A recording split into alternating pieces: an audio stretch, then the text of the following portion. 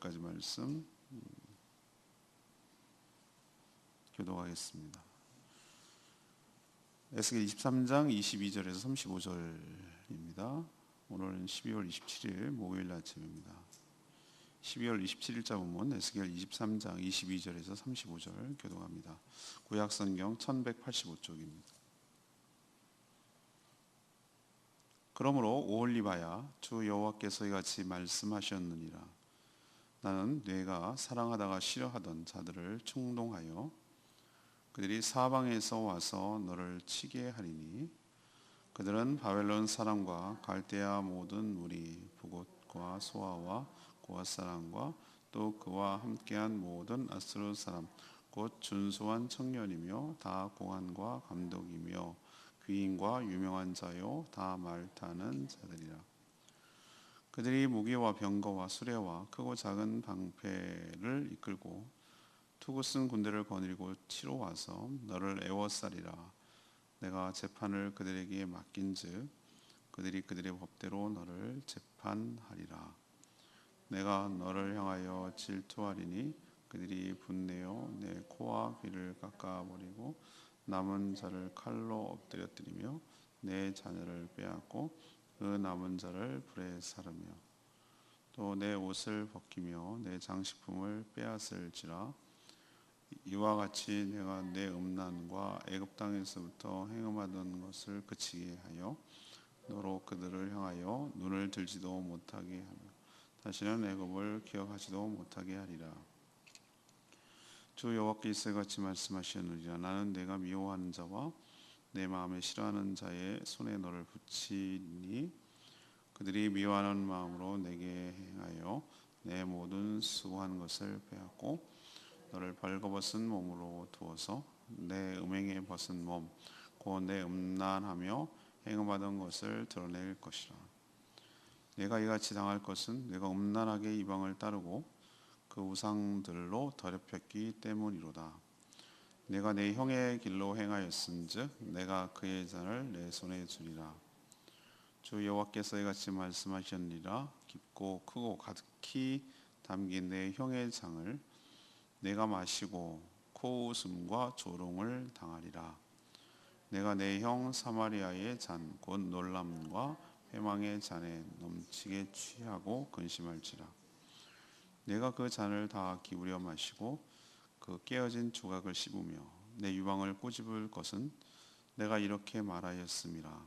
주 여호와의 말씀이니라. 그러므로 주 여호와께서 이같이 말씀하셨느니라. 네가 나를 잊었고 또 나를 내 등 뒤에 버렸은즉 너는 내 음란과 내 음행의 죄를 담당할지라 하시니라. 아멘. 네, 어제에 이어서 이제 오홀리바 유다를 심판하는 내용인데요. 그들이 연모했던 이방 나라를 충동해서 침략하게 함으로 모든 것을 빼앗기고 잃게 만드신다는 거죠. 더 이상 우상 숭배를 못하게 하려는 그런 하나님의 조치입니다. 위 언니 오홀라, 그러니까 사마리아 북이스라엘의 멸망을 보고도 돌이키지 않은 대가를 톡톡히 치러서 후회하게 만들고 깊이 깨닫게 만들려는 조치입니다. 이들은 하나님을 잊었고 또 등 뒤로 하나님을 버렸기 때문이다. 오늘 이렇게 표현하고 있습니다. 오늘 질문은 우상 숭배에 대한 하나님의 조치, 판결은 무엇입니까? 이것이 오늘의 질문이에요. 우상 숭배에 대한 영적 간음에 대한 하나님의 판결, 하나님의 조치는 무엇입니까? 우리도 그럴 수 있다는 거죠. 첫 번째는 연모했던 상대에게 배신당해서 깨닫도록 만든다는 것이죠.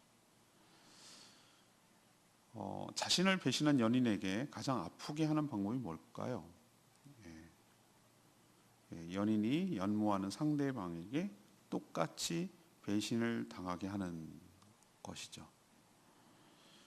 그러면 얼마나 아팠는지 간접적으로나마 깨닫게 될 것이죠. 놀랍게도 하나님이 그렇게 하셨어요. 사랑은 원래 그런 것이죠. 사랑이란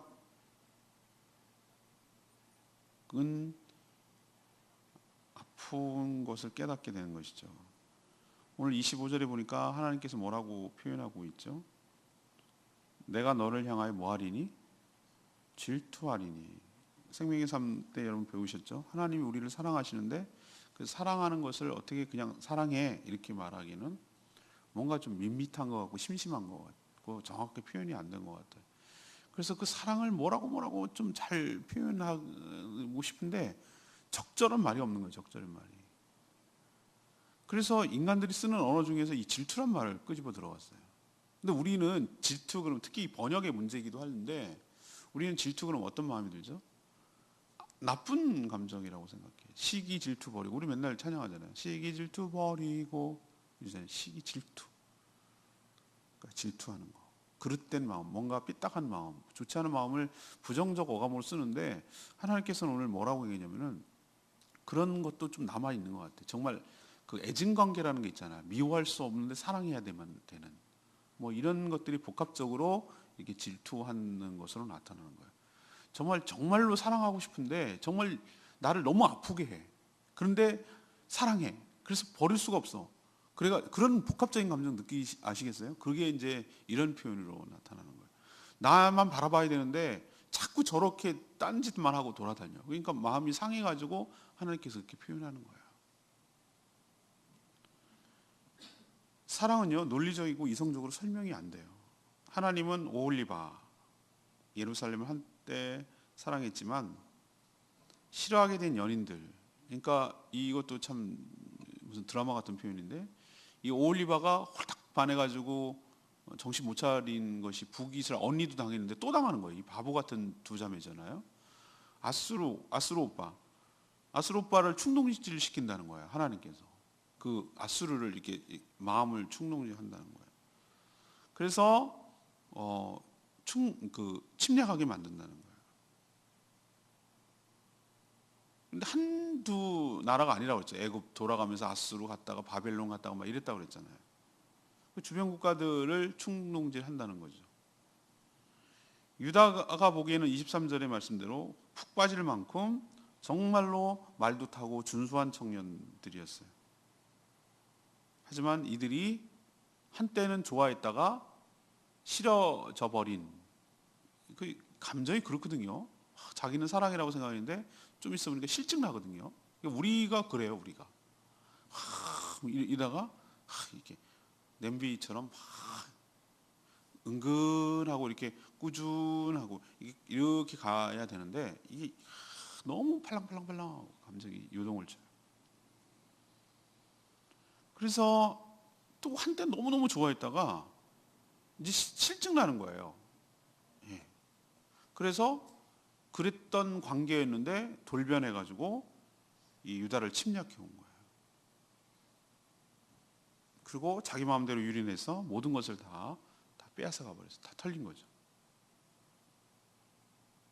한때는 사랑하며 모든 것을 주었는데 이런 식으로 배신하며 공격할 줄 몰랐던 거예요. 유다는 당하면서 뼈저리게 깨닫는 거예요. 저는 그래서 하나님께서 이렇게도 하나님 하시네라는 생각이 들었어요. 뭐냐면은 하나님이 느끼는 감정을 간접적으로 느껴보라는 거예요. 그렇게 한때 정말 나는 진심으로 사랑하고 그랬는데 그 배신했을 때 그 쓰라린 감정을 너도 한때 막 좋아가지고 했지만 그렇게 역으로 당했을 때 그 아프고 쓰린 마음이 어떤 건지를 좀 깨달아 보라는 거죠. 아마 황당하기도 했고 당황스럽기도 하고 속상하기도 하고 어쩜 저럴 수가 있어 이렇게 하는 그 배신감에 치를 떨었을 거예요. 그러면서 나도 하나님을 그렇게 했었겠구나 라는 것을 간접적으로 깨달으라는 하나님의 조치입니다. 두 번째는요, 하나님께서 하시는 조치 중에 하나가 침략을 통해서 더 이상 못하도록 막으시는 방법을 쓰세요. 하나님은 그 오홀리바가 예루살렘이잖아요. 예루살렘 오홀리바가 다른 나라 우상을 섬겨서 자기 자신을 더럽히는 꼴을 더 이상 하나님이 볼 수가 없었어요. 그걸 더 이상 이제 지켜볼 수가 없는 거예요. 너무 속이 상해서. 그래서 바벨론 침략은 이 징계와 심판의 성격도 있어요. 그렇지만 또 다른 목적이 있어요. 앞에는 어떤 것이죠? 하나님의 마음을 깨닫고 알게 하려는 게 목적이었잖아요. 근데 두 번째는 뭡니까? 이들이 상당수 침략을 통해서 죽어요. 그리고 또 대부분 포로로 끌려가요. 그렇게 되면 어떤 일이 벌어지는 거죠? 더 이상 우상을 숭배하고 싶어도 못하도록 만드는 거예요. 할 일도 할 수가 없도록 만들어 놓는 거예요. 하나님이 우상 숭배가 얼마나 싫었는지 27절에 뭐라고 얘기하고 있죠? 예. 유다 백성들이 우상을 향해서 뭐도 못 들게 한다고? 눈도 못 들게 하고, 이집트에서 우상 숭배하던 것을 뭐조차 못하게 한다고? 기억조차 못하게 한다고. 얼마나 하나님이 싫으셨으면은 이렇게 침략을 통해서 완전히 쑥대밭을 만들고 포로로 끌려가고 죽게 만들고 막 이렇게 해서, 우상 숭배도 마음이 편하고 뭐가 있어야 뭘 할 거 아니에요. 근데 그것조차도 못하게 해서 아예 기억 생각할 겨를도 없게 만, 포로로 끌려가지고 맨날 지렁이처럼 땅만 파는데 뭘 그런 걸 생각할 겨를이나 있겠어요. 그것도 여유가 있을 때 하는 얘기지. 그죠? 하나님이 옛날에 그렇게 했던 것을 기억도 못하게 하고 정신을 못 차리게 해서 눈도 못 뜨게 만들 정도로 하려는 조치예요. 이게 일종의 워낙 싫으니까. 옛날에 왜 드라마에서 나오잖아요. 뭐 응답하라 119 뭐 이런 데서 보면은, 옛날 저도 어렸을 때 그런 것 같아요. 하도 그냥 싸돌아다니는 딸들 바깥에만 돌아다니고 그러니까 어떻게 해요? 아버지가 머리를 다 깎아버려요. 머리를. 맨날 드라마 같은 데 가끔 나오잖아요. 그러면 어떤 효과가 나타나는 거죠? 그걸로 어떻게 이게 나가겠어요? 연애를 못 하는 거지, 밖으로 돌아다니면서. 근데 가발 쓰고 나가더라고. 가발 쓰고. 그 드라마 같은데 안 보셨어요? 그런 거? 그럼 가끔 뭐 갓난이 뭐 이런 데서 나오는 거 아니에요? 하여튼 그 보면은 하나님께서 그렇게 하려는 조치예요. 이제 머리를 깎아버린 거야. 하도 속이 상하고 그러니까, 하도 맨날 못된 짓만 하고 밖으로 돌아다니니까 아예 못하도록, 아예 그런 걸 못하도록 침략을 통해서 포로로 끌려가고 막 이렇게 하시는 거예요, 지금 하나님께서. 워낙 속이 상해가지고. 그래서 한때 사랑했던 여인인 이 바벨론이 유다를 침략해서 수고한 모든 것을 다 빼앗아 갔다 그랬어요. 그리고 그 나라를 몸을 벗겨서 벗은 몸으로 음행하던 모든 것을 드러낸다. 이건 뭐냐면 아주 온 동네방네 창피와 모욕을 주게 만든다는 거예요. 수치를 또 모욕을 주어서 다시는 이런 우상 숭배의 짓을 못하게 하려는 하나님의 나름대로 하나님의 조치예요. 좀 극약처방 같은 조치예요. 우리도 하나님께서 계속해서 경고하시는데, 이런 음행이라는 것이 육적인 음행뿐만 아니라 특히 영적인 음행, 그러니까 우상 숭배와 다른 것에 마음을 뺏기고 하나님을 떠나는 모든 것을 못 버리면, 계속 못 버리면 하나님께서 이런 조치도 취할 수 있다는 거예요. 아예 그런 걸 못하도록 할 겨를이 없도록. 그러니까 머리 깎는 거예요. 일종의 아주 창피하게 만들고 모욕을 줘서 못하도록 하는 극단적인 조치를 할 수도 있다라는 것을 우리에게 경고하고 가르쳐주고 있는 줄로 압니다. 그러니까 이런 꼴 당하지 말아야죠. 세 번째는요, 자신을 돌아보며 깊이 이제 후회하게 만드는 그런 작업을 하나님께서 조치를 취하십니다. 오홀리바, 예루살렘이죠. 아랫동네 남유다를 말하는 겁니다. 오홀리바는 그 의인화돼 가지고 말하는 그냥 은유예요, 은유. 얼마든지 돌이킬 기회가 있었어요. 돌이킬 기회가 있었다고.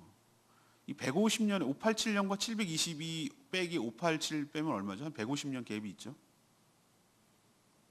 맞나요? 150년 정도. 얼추 그냥. 그러니까 이미 주전 722년에 BC 722년에 아수르에게 언니 오홀라가 사마리아입니다. 북이스라엘이 아수르한테 망했어요. 사마리아가 성이 침략당해가지고 폭망하고 얘네들은 다 끌고 와가지고 막 뿔뿔 찢어버렸어요. 이주 정책을 쓰고 그 사마리아인 누구입니까? 딴 데서 잡아온 애들을 갖다 오고 섞어놔 버렸어요. 아수르는 더 잔인한 거예요. 그래서 민족의 정체성이 없어졌기 때문에 예수님 당시에 세월이 흘러서 사마리아 사람들은 쟤는 우리 같은 혈통 아니야. 그래서 사마리아 사람들 개취급했단 말이에요. 유대인들이. 그게 그것 때문에 일어난 일이에요. 벌써 722년에 벌써 망했어. 우리로 치면 북한이 그렇게 좋아하고 짝사랑하고 좋아했던 중국이나 러시아한테 망했단 말이에요. 그래갖고 합병당했단 말이에요. 그리고 다 찢어버리고 나라가 엉망이 돼버렸어요. 남은 거라고 남한만 남았다. 우리로 식으로 치면 굳이 얘기하자면.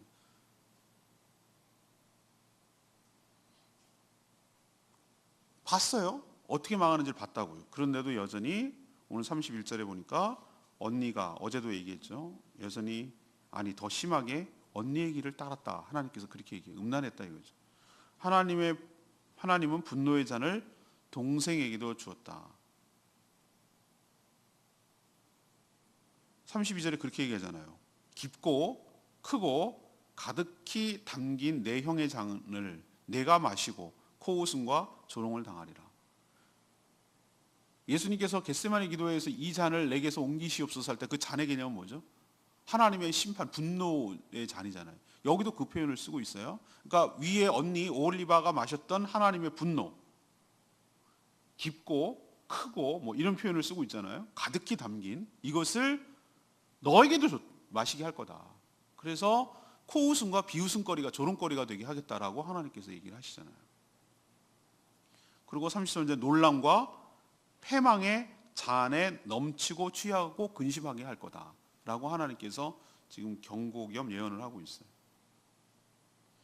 이들은 하나님의 분노의 잔을 다 마신 후에 참 이 표현도 참 하나님 그 언어의 디테일에 저는 깜짝 놀래요. 그 문학적 표현도 너무 이렇게 디테일하게 하는데 34절에 보면은 하나님의 분노의 잔을 다 마신 후 그 깨어진 잔에 깨어진 거 있잖아요. 부스러졌어요. 깨어진 조각을 뭐하며? 씹으며 그랬어요. 뭐 세상에 잔 유리를 갖다가 씹는다는 얘기는 얼마나 그 괴로우면 이게 씹겠어요. 그렇게 씹으며 내 유방을 꼬집으며 이 얘기는 우리로 치면 뭡니까? 가슴을 치며 뭐 이런 거랑 비슷한 거죠, 그죠? 곱씹으며 유리 잔을 깨어진 잔을 갖다가 씹으며 막 피가 범벅이 되는 거죠. 그리고 가슴을 치며 뭐 이런 느낌이에요. 왜 이럴 때 나오는 표현이에요? 이게 후회하는 거죠, 후회하는. 그렇게 언니 망하는 거 보고서 우리로 치면은 이제 딸들이 여럿 있으면은 그죠? 언니가 어떻게 되는지 이제 본 거잖아요. 그러면 동생은 정신 차리고 그렇게 살면 안 되잖아요. 근데 똑같이 더 하는 거예요. 바보죠. 그거래요. 뒤늦게 또 후회하라는 거예요. 후회를 해서 깨닫는 거죠. 이들이 뒤늦게 무엇을 깨닫게 될 거죠? 하나님은 이들에게 무엇을 깨우치려는 거죠? 그게 35절에 나오는 거죠. 네가 나를 잊어버렸고, 이게 저는 레마의 말씀이건데, 네가 나를 잊어버렸고, 또 나를 너의 등 뒤에 뭘 했다고? 버렸다고.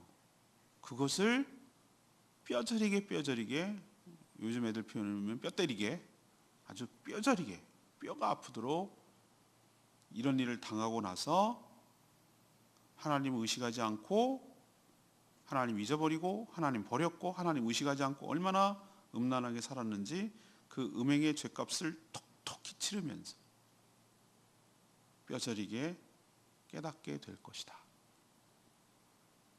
이것이 바로 하나님께서 얘기하고 있는 경고의 말씀이에요. 좀 이렇게 안 되기를 정말 간절히 바랄 뿐입니다. 레위기 말씀 35절 말씀, 네가 나를 잊었고 또 나를 내 등 뒤에 버렸은즉 너는 내 음란과 내 음행의 죄를 담당할지라. 진정으로 사랑하면 항상 상대를 생각하죠. 또 늘 함께 붙어 있으려고 하죠. 하지만 두 자매는 하나님을 완전히 잊어버렸어요. 그리고 완전히 등 뒤로 버렸어요. 하나님이 이제 안중에도 없다는 뜻이에요. 관계가 이제 파탄 났다는 거예요. 파탄이 났다. 그럼 행복하게 잘 살 것인가? 아니죠. 오늘 말씀 보면 더 잘해줄 것만 같은 아수르 오빠 연인에게로 갔지만 철저하게 이용을 당하고 버림받았다고 제가 말씀드렸죠. 하나님을 배신한 대가는 너무나 처참하고 뼈 아팠다라는 것을 우리에게 교훈하고 있는 말씀이에요.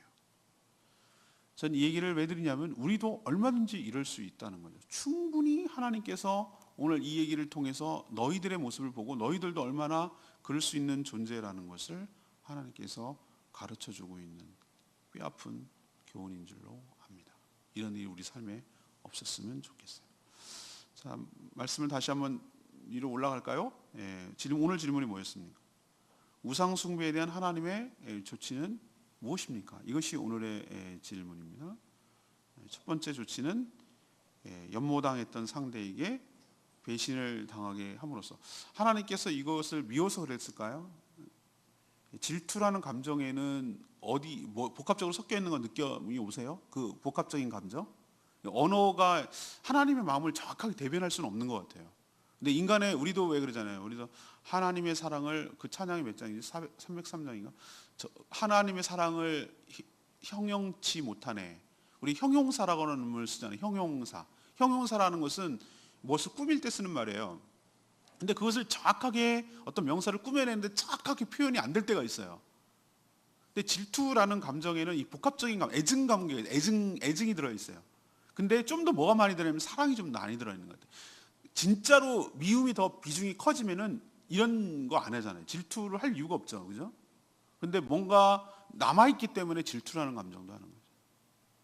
그것을 못 깨달으니까, 내 진심을 못 깨달으니까, 내 마음을 보여주고 싶고 내 마음이 이렇다라는 걸 보여주고 싶은데 못 깨달으니까 하나님께서 어떻게 하죠? 간접적으로 너도 깨달아 보라고, 당하는 것을 통해서 내가 당하는 느낌이 어떤지 좀 살짝 맛보라는 거예요. 내가 아스로 오빠 쫓아가서 그렇게 좋니? 라고 했는데 그랬더니 금방 또 실증이 나는 거예요. 그래서 제가 그러잖아요. 남녀관계는 정말 알 수가 없다고. 그래갖고 나도 많이 봤어요. 줄에 이제 결혼식 가니까 딴 사람이야. 그래갖고 내가 말도 못하겠고 얼마나 당황했는지, 내가 축하해. 근데 내가 옆에 쳐다보니까 말은 못했는데 아니네, 딴 사람이네. 이런 경우 얼마나 많이 있습니까? 그러니까 참 묘해요, 남녀관계라는 게. 근데 이 이스라엘이 그랬어요. 하나님을 버리고 막 이러고 쫓아다니는 거예요. 이 남자인가? 멋있는데? 괜찮은데? 어머, 뭐 이러고 다니는 거예요. 그런데 그 실증이 난 거예요. 그리고 버림받고 배신당한 거예요. 울고 짜고 막 이러는 거예요. 그걸 통해서 뭐 하는 거죠? 그래, 정말 나를 진심으로 사랑해줬던 분은 하나님밖에 없어. 뭐 이런 거를 깨닫게 하려는 효과죠. 두 번째 얘기는 뭐예요? 아예 못하게 만든다는 거예요. 침략해가지고 싹 해가지고. 제가 뭐라고 표현했습니까? 비유를? 머리 깎았다고. 머리 깎았다. 싸돌아다니지 못하게 하려고 머리를 깎았다는 거예요. 근데 인간이 워낙 폐역해서 가발 쓰고 나간다고 제가 말씀드렸죠. 하나님의 조치가 그거예요. 그래서 아예 우상 숭배를 못하도록 만드는. 세 번째는 어떤 조치입니까? 그래도 정신을 못 차리니까 분노의 잔을 다 마시고 잔을 곱씹으면서, 나 이거 잔을 씹으며 뭐 이런 표현을 쓸 때 이 문학적인 표현이 정말 너무 디테일한 거예요. 그리고 꼬집으면서, 가슴을 꼬집으면서, 이 얘기는 뭐냐면 막 우리로 치면 막 가슴을 치고 막 이렇게 하는 거예요. 후회하는 거예요. 내가 왜 그랬지? 뭐 이런 거. 이렇게 함으로 인해서 내가 하나님을 잊어버리고 하나님을 등 뒤에 버린 것이 얼마나 내가 큰 잘못인가라는 것을 깨우치게 하려는 조치를 취하겠다. 이것이 하나님의 조치예요. 하나님의 심판이기도 하고요. 자, 어제, 오늘, 내일까지 이제 오홀리바, 남유다와 북이스라엘에 대한 하나님의 다루심에 대해서 배우는데, 우리도 우리 삶을 좀 돌아보고, 늘 제가 쓰는 표현이지만 우리 애들 키울 때 이런 말이 있어요. 너 맞고 할래? 그냥 할래? 뭐 이런.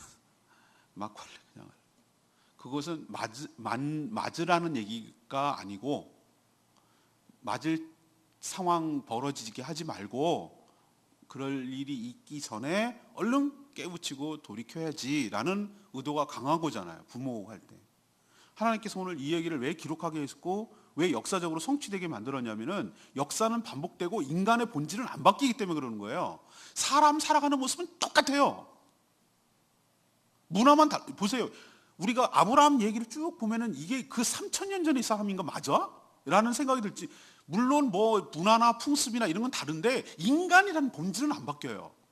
하나님과 인간의 관계는 똑같단 말이에요. 그래서 이 얘기가 왜 우리에게 유의미하냐, 그러니까 의미가 있냐면 똑같거든. 상황은 똑같거든.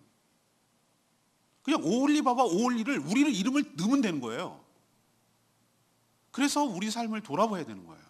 하나님 마음이 어떻겠구나. 내 삶을 바라볼 때 그 배신감에 너무 변덕스러움에, 일관성 없음에, 딴 데 눈길에 너무 쉽게 주는 것에, 마음이 쉽게 뺏기는 것에 속상하시겠구나. 그리고 쫄딱 망한 케이스를, 사례를 보면서 여전히 정신 못 차리는 것에 속상하시겠구나. 하나님께서 그래도 다 빼앗아 가서라도 마음을 여기다 붙이게 하려는 하나님의 그 마음을 읽어내야 되는 거예요.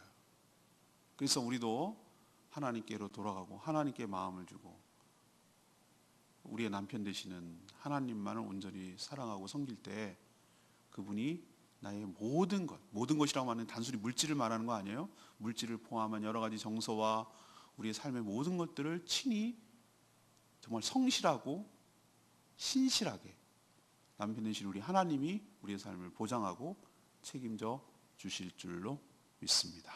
이것이 오늘의 우리에게 주는 교훈이에요. 오늘 말씀을 들고 기도하기 전에 474장 부르고 기도하겠습니다.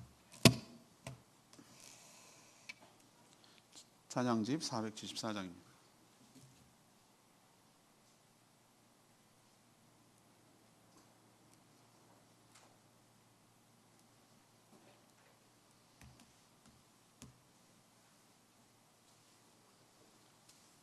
찬양집 474장 부르고 기도하겠습니다.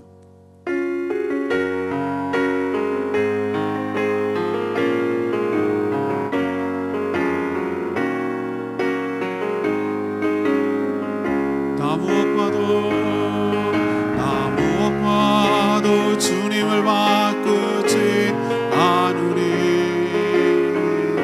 다른 어떤 은혜 구하지 않으리.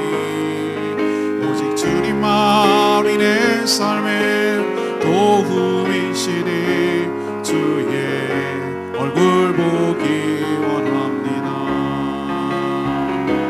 주님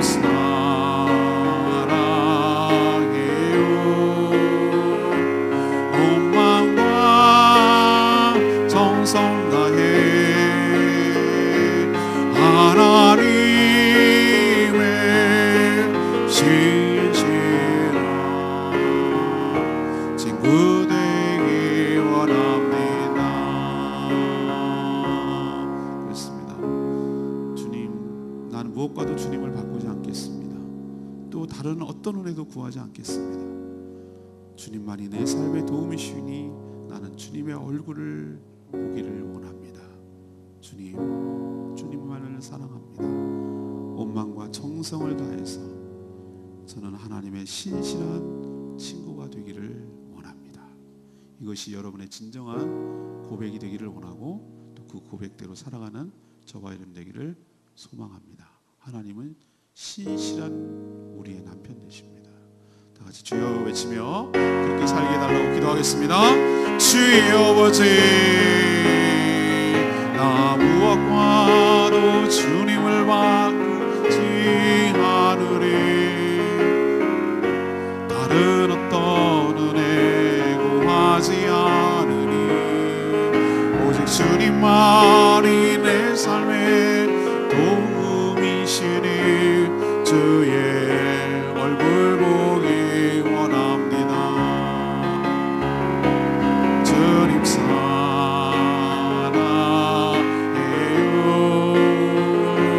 온 마음과 정성 다해 하나님의 신실한 친구 되기 원합니다.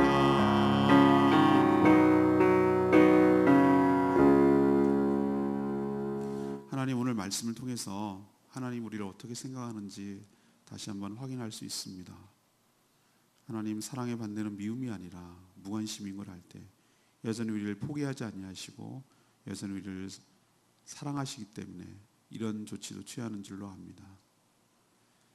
하나님, 정말 우리가 하나님을 버리고 하나님을 잊어버리고 수많은 잘못들을 저지른 건 용서하여 주시고 또 세상의 마음 빼앗기고 그렇게 살아갔던 것, 하나님을 신뢰하지 못했던 것 용서하여 주시고 하나님의 그 아픈 마음, 속상한 마음을 오늘 말씀을 통해서 깨닫고 돌이키는 저희들 되게 하여 주시옵소서.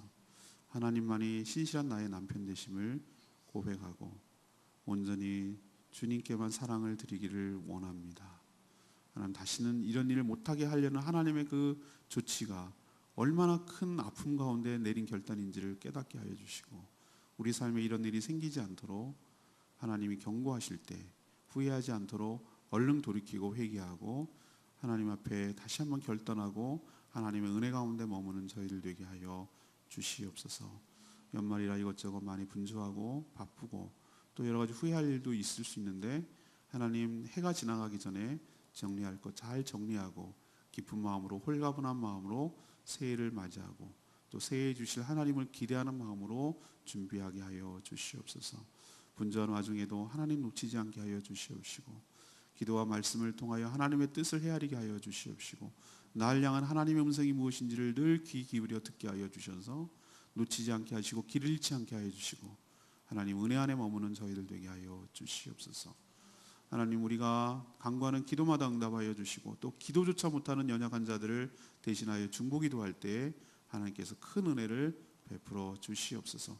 오늘도 영혼 권하여 주님의 제자 삼는 일에 우리의 삶의 에너지를 쓰고 관심 갖게 하여 주시고 힘쓰며 살아가는 저희들 되게 하여 주시옵소서. 주님께 모든 것 맡기옵고 예수 그리스도의 이름으로 축복하며 기도합니다. 아멘. 오늘 하루도 주님의 은혜 가운데 살아가는 복된 하루 되기를 축복합니다. 기도하겠습니다.